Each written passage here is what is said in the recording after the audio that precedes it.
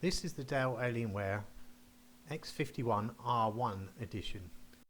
It was released in 2012 at a cost of 1,100 British pounds or 1,499 US dollars. This particular edition was the top of the range model. It sported an i3-3770 Sandy Bridge processor running at 3.4 GHz and boosting to 3.9 GHz. It has 4 cores and 8 threads and is still quite a capable processor in today's times. This particular model is running 8 GB of DDR3 1600 MHz RAM, running in dual channel mode. It also has a 7200 RPM 3.5-inch hard disk and an NVIDIA GTX 555 graphics card with 1 GB of GDDR5 video RAM on board. But can we upgrade this to be usable in 2020?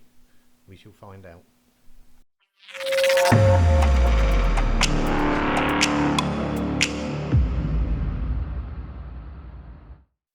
Right, planned upgrades are a Samsung 840 Pro 256 GB SSD, 16 GB of Kingston HyperX 1800 MHz RAM running in dual channel mode. This is the maximum supported amount of RAM this particular revision of Alienware can take. And last but not least, an MSI NVIDIA GTX 960 Ti 2 GB GDDR5 graphics card, which should give a massive improvement in the graphics performance over the GTX 555.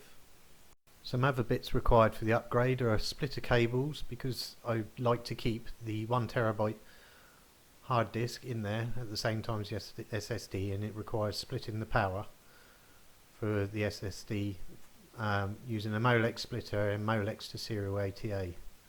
Right, now it's time to get on and install the parts. To remove the cover, there's one screw at the back in the centre. You remove this, and once removed you place your palm on the top and push the cover forward to the front of the machine, sliding it off to expose the insides. When removing the cover, be careful not to break the cable which connects the LED on the side panel, here shown on the left hand side. You unclip it, and then that's the insides revealed. As you can see, it's quite compact. Most of the space is taken up, so we're going to install the SSD on top of the CD-ROM. There's just enough gap on top of the tray to locate the SSD here. Right. Next, we're going to remove the graphics card carrier, removing these two screws, one at the back and one at the front.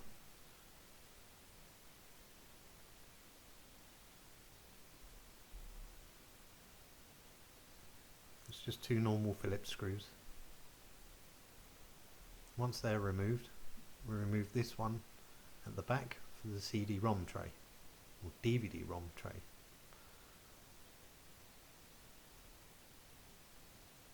Graphics card carrier just unclips from the side, and there's a small metal slot on the back which it then slots out of. Being careful not to tug on the power cable. We then remove the power cable from the graphics card.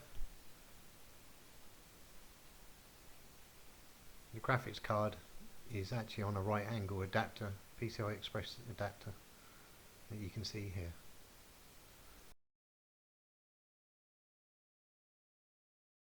Next, we remove the DVD-ROM, which you just pull backwards towards the CPU cooler, and it comes out of its slot.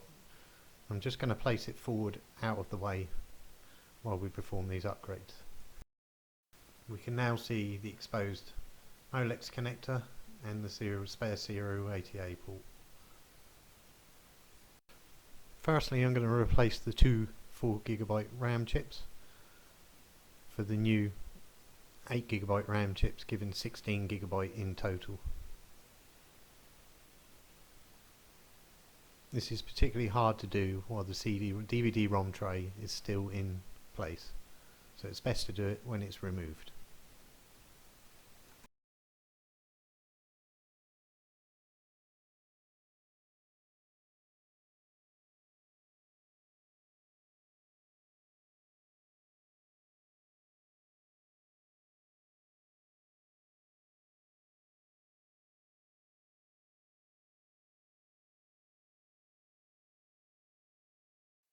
The motherboard only has one Molex connector for a fan, so we need to split this Molex so we can take the power and route it to our SSD.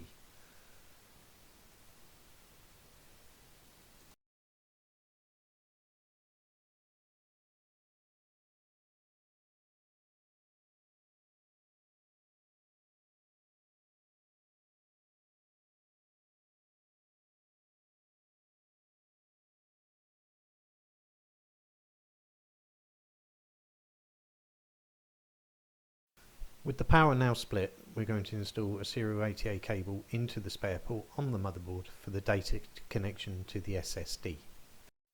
While I'm doing some cable management, I'd like to talk about the power supply. These came with two power supplies. One was a 270 watt and this particular one came with the 330 watt variant, which you need to install beefier graphics cards in.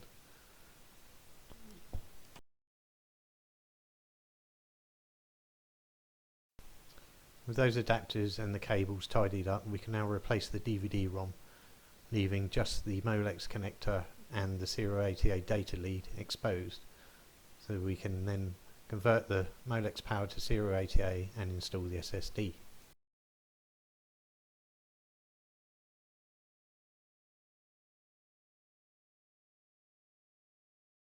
Next, I'm going to remove the graphics card from its caddy and install the new graphics card into its place.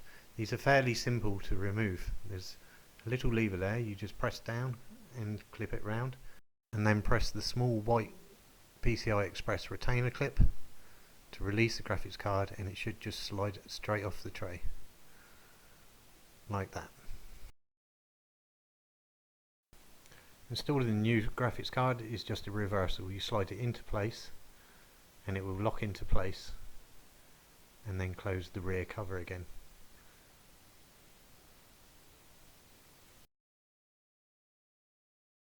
We then reinstall the graphics card into the case, remembering to plug the power wire in for the graphics card and tucking the wire out of the way underneath so it doesn't foul the fan on the graphics card.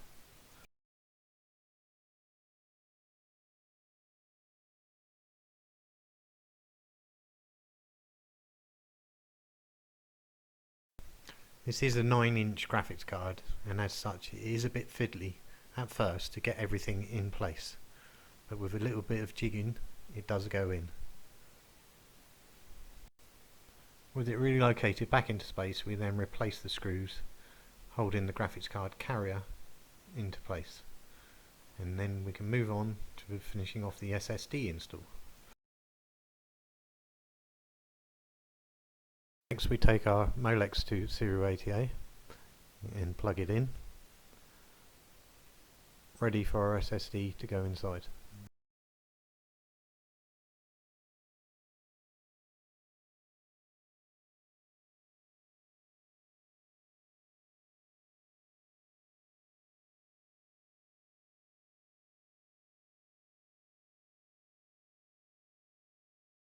At this point I decided just to wedge the SSD underneath the top rim of the computer chassis to hold it in place, and it's quite firm in there.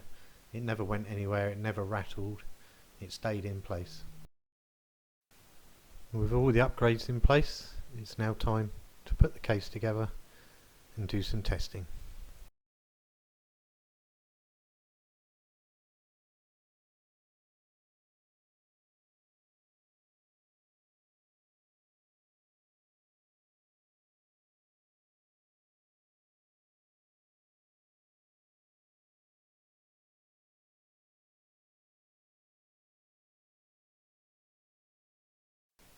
The Alienware fired up straight away, and so all I had to do was install the new graphics card driver.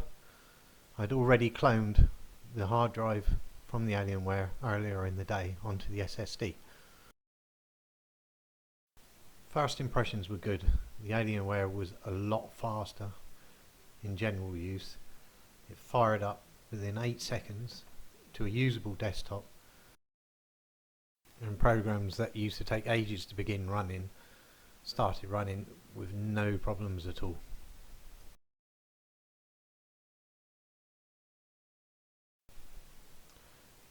A quick view of Device Manager to make sure the graphics card and all other devices were installed correctly, and then I think we'll load up a game and give it a test.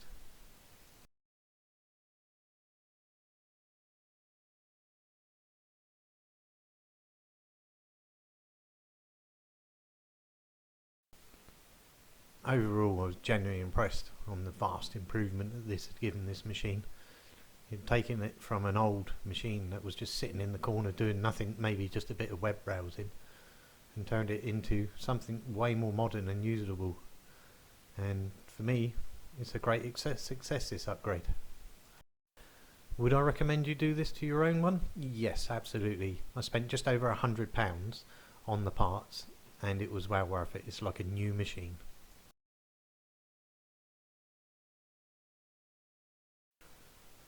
Last thing to do was just load up a game. So I had Witcher 3 installed on this machine already, so I thought I'd load that up to give it a try.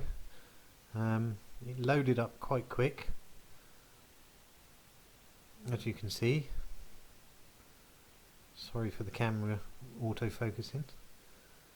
But the settings were quite high, there was no lag, didn't seem to be dropping frames. Yeah, and as you can see, the quality of the game, the detail, was very good, and the machine handles it very well. It would probably still struggle on more modern titles because the CPU would be the bottleneck. It is quite old now, but as you can see, it's quite happy playing this. I do intend to do another video of more gaming on this, trying different games and recording the frames per second to see how well it actually does. But yeah, I'm impressed.